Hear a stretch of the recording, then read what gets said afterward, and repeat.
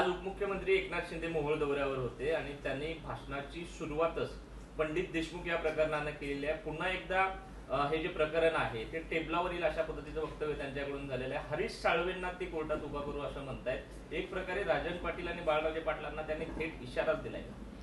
हा निश्चितपणे, कारण पंडित देशमुखचा त्यांचा 2005 साली निर्गुण हत्या करण्यात आली।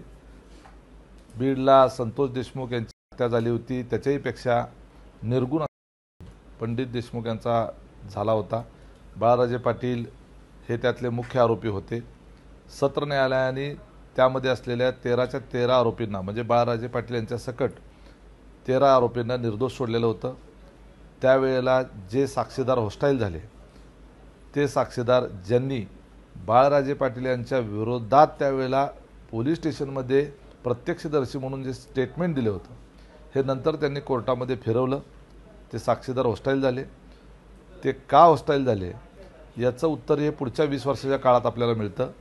त्या संबंधित साक्षीदारांची आर्थिक प्रगती कशाच्या जीवावर झाली, संबंधित साक्षीदारांना कुठल्या बँकेतून कर्ज दिली गेली, संबंधित साक्षीदारांना कुणाच्या कारखान्यातून टेंडर दिले गेले, संबंधित साक्षीदारांना सोलापूरसारख्या शहरामध्ये मध्यवर्ती ठिकाणी कमर्शियल गाळे कसे काय मिळाले, हे आपण त्या ठिकाणी त्या चौकशीमध्ये घेतलं पाहिजे। आणि या आधारे राज्य सरकारने हायकोर्टमध्ये जे अपील दाखल केलेलं आहे, ते अपील अजूनपर्यंत 20 वर्ष झालं बोर्डावरच येत नाही। ती सुनावणीच त्या ठिकाणी लागत नाही। यामध्ये कुठली यंत्रणा काम करते आहे, कोण या लोकांना मदत करते आहे।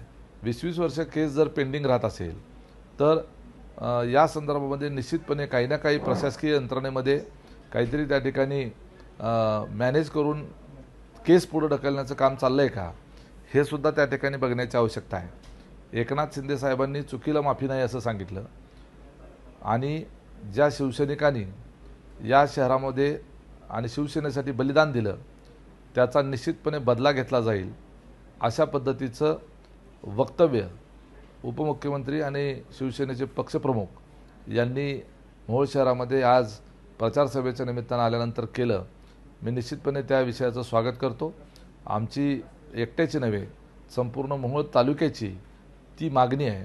या मोहोळ तालुक्यातली दहशत, गुंडागर्दी ही फोफावण्यामागे पंडित देशमुख यांचं बलिदान व्यर्थ जाता कामा नये आणि ही गुंडागर्दी संपवायची असेल तर बाळराजे पाटील हा जो 302चा आरोपी आहे, याला फाशीची शिक्षा झाली पाहिजे। त्याच्याकरता उच्च न्यायालयामध्ये हरीश साळवे यांच्यासारखे देशातले क्रमांक 1चे विधितज्ञ हे पंडित देशमुख यांच्या बाजूनं किंवा सरकार पक्षाच्या वतीनं केस लढवतील आणि ती जबाबदारी स्वतः एकनाथ शिंदे यांनी स्वतःकडे घेण्याचं मान्य केलेलं आहे।